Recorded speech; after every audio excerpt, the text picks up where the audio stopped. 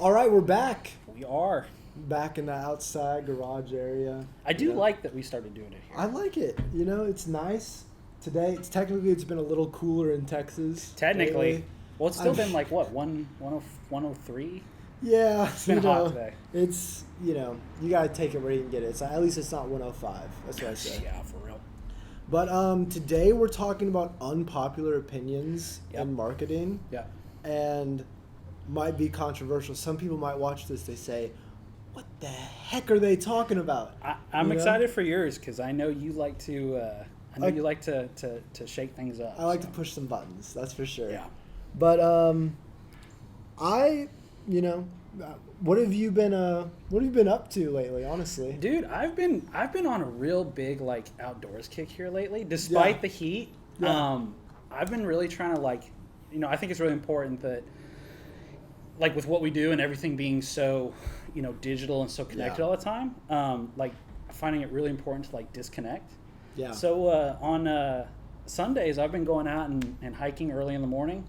I've also been out shooting my bow again. So just bow season's coming up, so I'm trying to get ready for that. So I I just went camping. Yeah. In the desert. Yeah. 105-degree heat. Not gonna stop me. Yeah. But it was, it was pretty fun. It's nice, Yeah. It turns out, we think alike, I guess. A little bit, Well, where'd you go? Palo Duro Canyon? Palo Duro Canyon. Yeah. The Grand Canyon of Texas. The Grand Canyon of Texas. And, there's a lot of rain, but made it a little more greener and stuff. We thought the whole thing was going to get messed up. Yeah. It's fine, though. But it didn't get humid, though. No. It got dry quick. That's good. It rained, and then it was back to Texas, Yeah. But it was fun. I'm gonna a little quick transition. Yeah. Just from that, I guess we should start doing our unpopular opinions a little bit. You go with your number one, man. Okay, and watch out.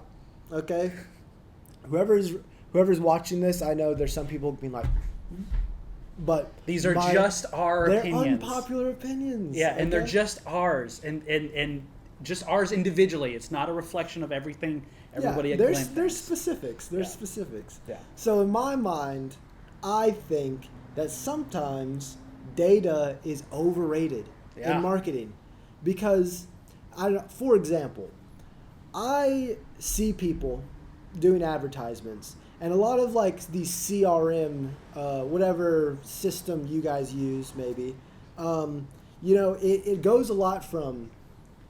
You put in your information in a form, and now you're getting targeted by ads. But maybe you're putting in that form, and that's counting. You're a sold client, depending on the business. Like if you're a service business, that if you put in your form and that I'm a paying customer, I shouldn't be getting advertised your company anymore. Mm-hmm. You've sold me. Yeah.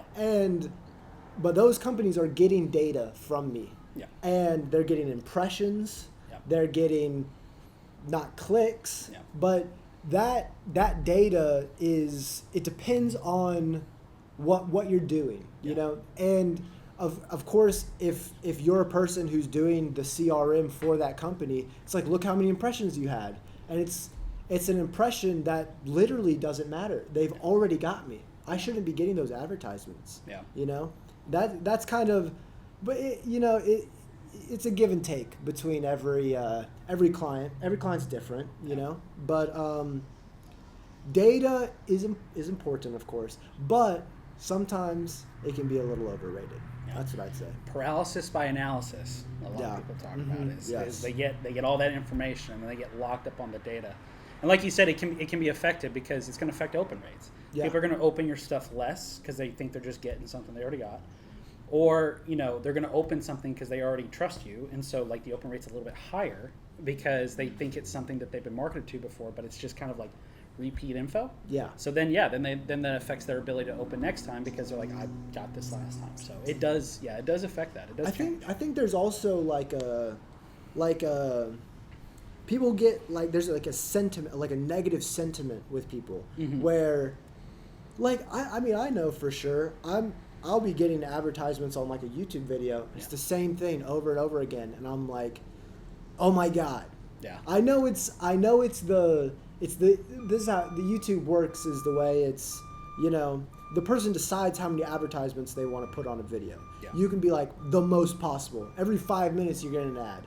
Because I watch a video that's 3 hours long, and every 5 minutes I'm getting an ad. There's something. I don't get mad at the YouTuber. Yeah. I get mad at the advertisements. Yeah. I should be getting mad at the YouTuber. But that if I get the same ad every single 5 minutes, and I'm like, screw this lumberyard that is trying to sell me wood. Yeah. I will never buy from them. Yeah. Ever. You know? But you know, it's kind of those things where they might be getting, that company might be like, oh, our impressions are crazy. Yeah. But in my mind, I'm like, I'll never use them. Yeah. Because I get them all the time. And so data's overrated sometimes. Yeah, what do they call it? Drinking from a poison well? Yeah. Like you're kind of starting with like faulty data to begin with. So yeah. Don't get too wrapped up in it. Don't be afraid to try something different. Yeah. Well, that's a good one. My first one kind of ties into that a little bit, which is that there is no exact roadmap to success. A lot of times people will think that just because it works for A means it'll work for B. But what we find, especially in our industry, is that a lot of times that's not the case. Mm-hmm. Something I oftentimes compare what we do to, especially in specific parts of our field, so social is like a good one. It really is fishing. Yeah. You know, just like in fishing, you know, keep on with our outdoors kind of theme. It is a lot like fishing, where just because you go to this one specific spot of the pond today and you catch a bunch of fish, doesn't mean it's going to work again next time. In fact, a lot of times it doesn't. And that's because the algorithm is always evolving. There, you know, these companies, you know, Instagram, just Meta, just in general, they're oftentimes trying different things too, because they want, just like any other company, they want things to succeed with the highest amount of profitability possible. So they're trying different things, and so they're mixing it up, and so it changes things downwind for us. So don't think that just because, you know, somebody you follow, even in the same industry, got, you know, a certain kind of results that you want, don't think that by doing or copying that exact same strategy, it's going to be the same for you as well. A lot of people get really hung up on, you know, well, this person's doing this, how come I'm doing it and it's not working? Don't get hung up on that. Like marketing, I had somebody I knew once before that was very big on saying that marketing is an experiment. Mm-hmm. It's never a proven science. And that's often the case, and sometimes people don't like that. They like defining, they like definite answers, and you just can't expect that, I don't think. Yeah, it's such a I mean, saying it's an experiment is really real. Yeah. And but there is a certain thing about, you know, you need to pick up traction almost. Yeah. And a lot of clients that even we're talking to today, they haven't started the base point yet. Yeah. They're like, I want it to be like this, and it's like, you have to have, you're not ready for that. Yeah. Almost, you know, you have to get to that base first. But I don't know how. Yeah. But this kind of reminds me of my next point. Okay. But being consistent is more important than being creative. Okay, elaborate, please. Okay. That's a good one. Because it's talking about that base point again, where you might have a great fancy idea where we're going to be different. Yeah. How are we going to differentiate from the competitors? And that might not even be the business that you're in. Mm-hmm. You know, maybe you sell, I don't know, milk. Yeah. I don't know, maybe you're a milk salesman, you know? Yeah. And it's like, I don't really want my milk to differentiate. Yeah. I kind of, you know, I want to drink milk and be consistent with it. You know, it's a weird example, but yeah. A lot of the time in marketing and social media, I feel representing that brand image and doing it repeatedly is better than having this grand, amazing, creative display. Yeah.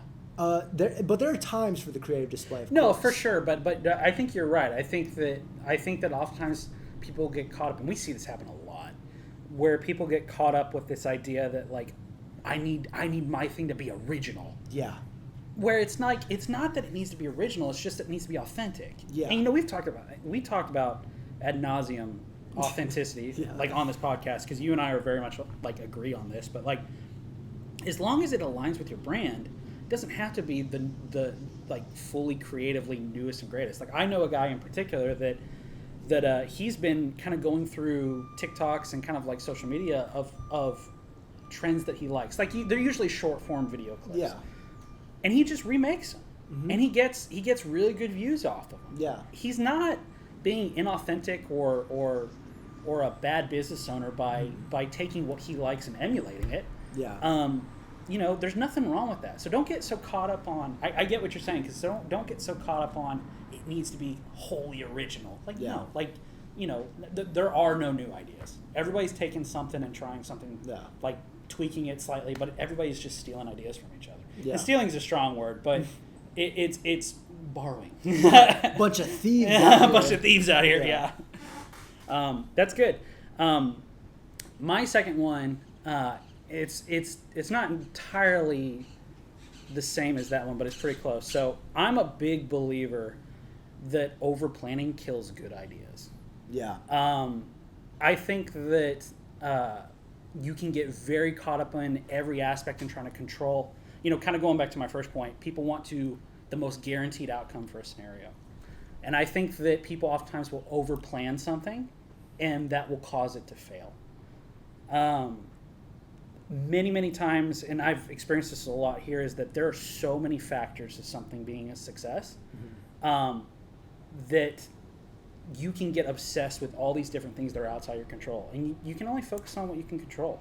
Yeah. And if you do that, let the chips fall where they may, and just adjust as it goes on. Deal with the hand that you're dealt. But don't get so obsessed with trying to control everything. I think, speaking on that, I think also... wait 1 second. We knew that was going to happen at some point. It's going to happen, but, you got to see the truck. It's kind of cool. But anyways,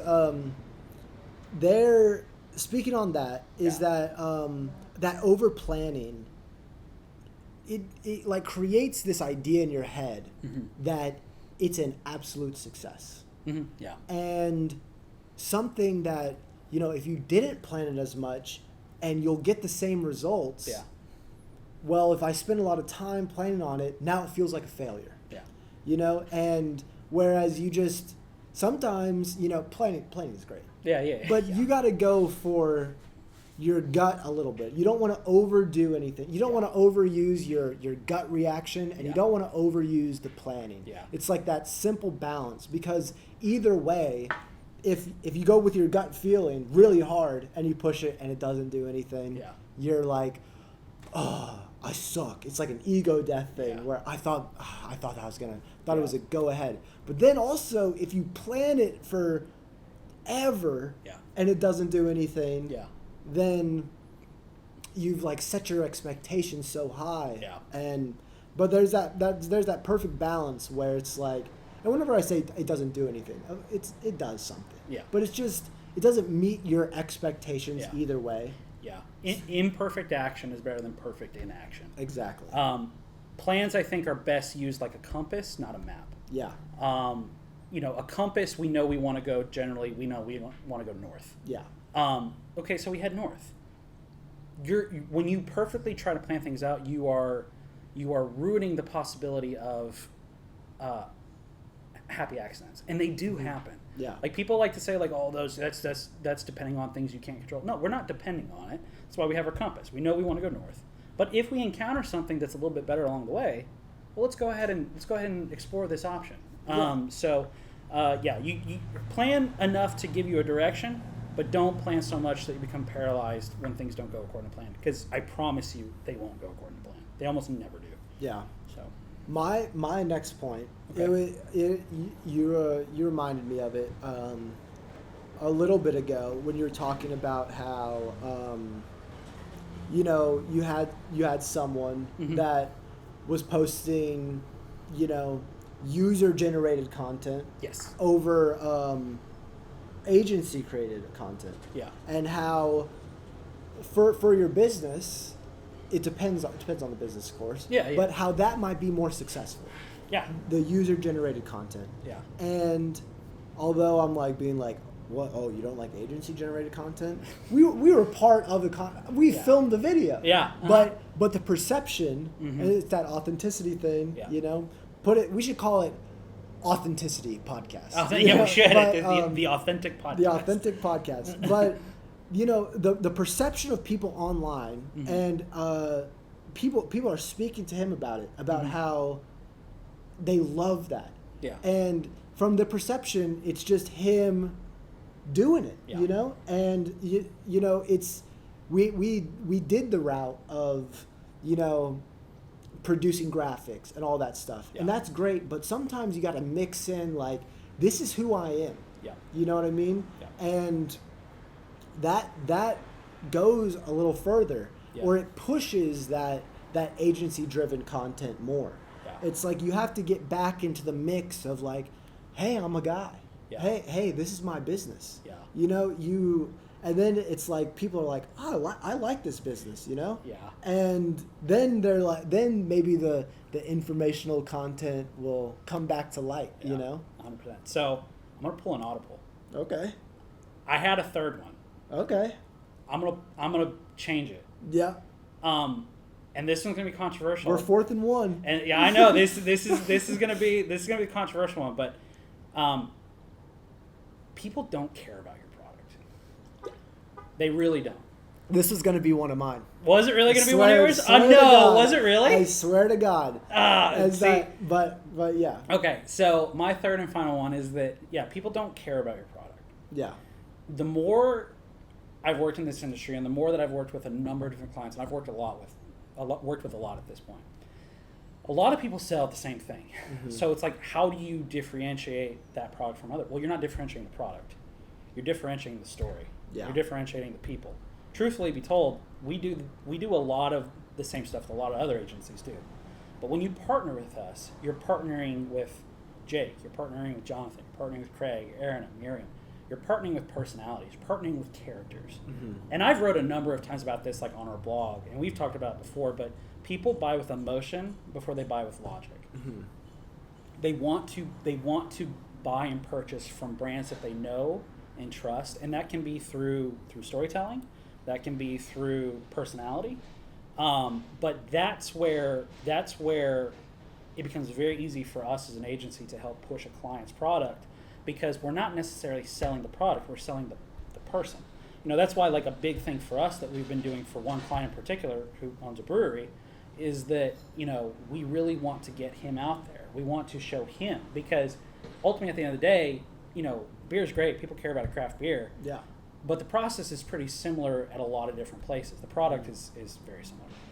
Ultimately, they want to know who they're buying from. We're kind of leaving an age where we used to buy purely based on comparison and contrast between quality products. But what happens when you have two quality products? Mm-hmm. Well, you have to have some kind of dividing line, and it's not in the product; it's in you as the business owner. So, like my third hot topic is that people don't care about your product. Yeah, it's true. And that one's probably going to make some people pretty bad. People do not like but to it's hear true. That. People do not like to hear it, but that's how it is. Yeah, they don't care. They don't care about your product.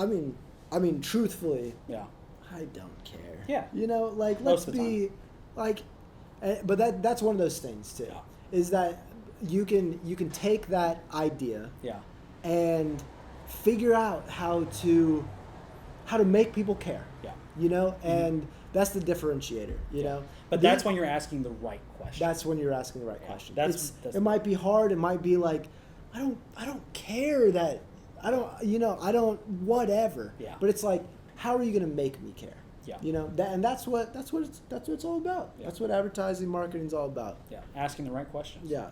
We got through our three little things pretty quick. Yeah, our 6 total. Yeah. 6 total, 3 each. But I mean, now we can just talk about whatever we want. From we this don't even have point. to end it. You know. Yeah. It would be a great succinct ending if it was like, all right, check us back next month. Yeah. But no, I'm chilling. I'm chilling out. I want to talk for a little bit more, I guess. Never mind. Let's end it. I'm joking. Okay.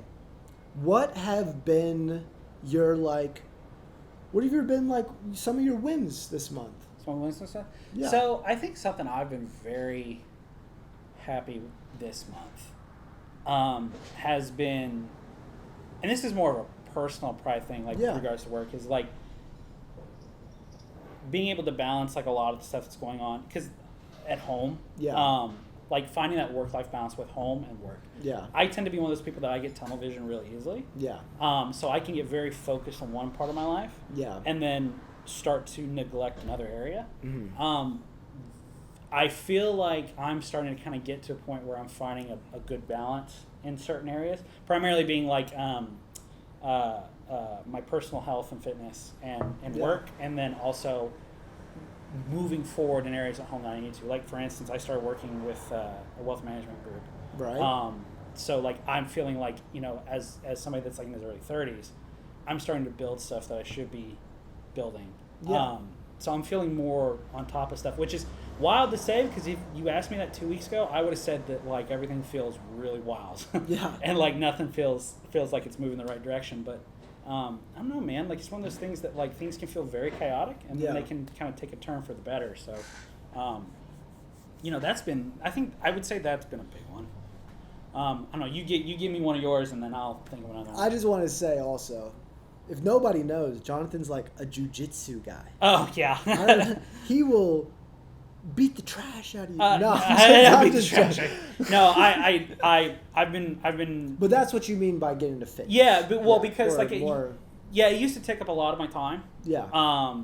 In a good way. Like, it was never a negative thing, but like, you have different aspects of your health. You have your physical health. You have your personal health. You have your spiritual health. You have your financial health.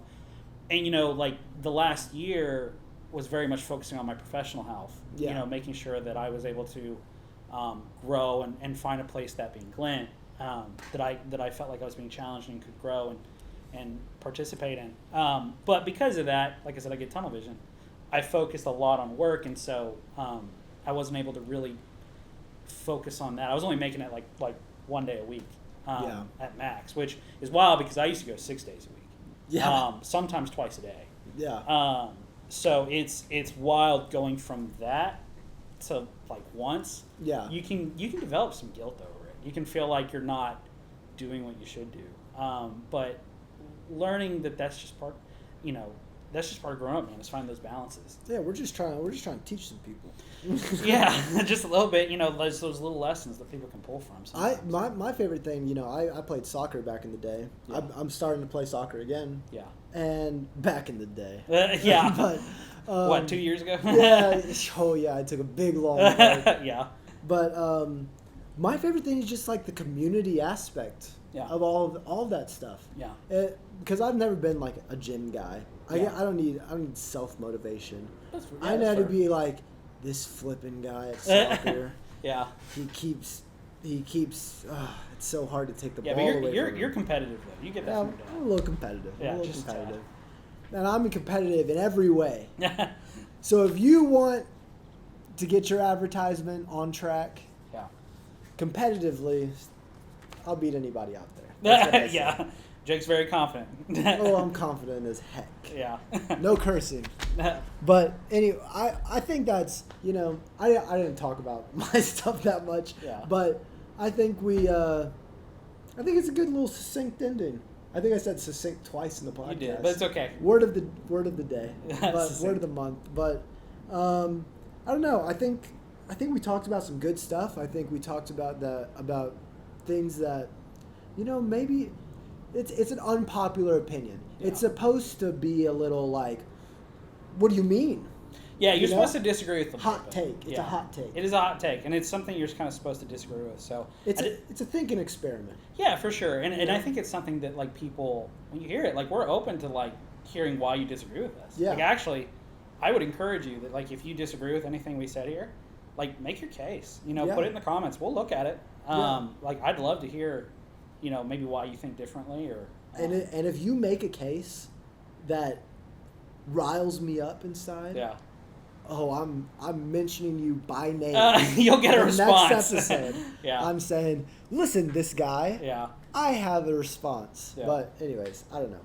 I think that was it. Yeah. It's been Unpopular Opinions with the Glint standard. With the Glint, you know? Should we? I'll like get up, do a dance to do. Please spare us. Don't do that. Please spare us. I don't know. I think this is it. Yeah. I hope you guys like this podcast. Check it out on everywhere you can. It's weird that we say that. It is. Because if you watched this point, it's on YouTube. It's on you watched YouTube. You listened to it already. This is what you should do. You should go to our website. Read Jonathan's new blog. Yeah, you should do that. Read Jonathan's new blog because it's really good. Yep. And it's about podcasts and how you can create something for something else. Yeah. And I'm going to leave it like that, so you have to read it. Yeah. And they should also follow us on social. Follow us on social. Yeah. Instagram, Facebook, LinkedIn. Depends on what type of person you are, honestly.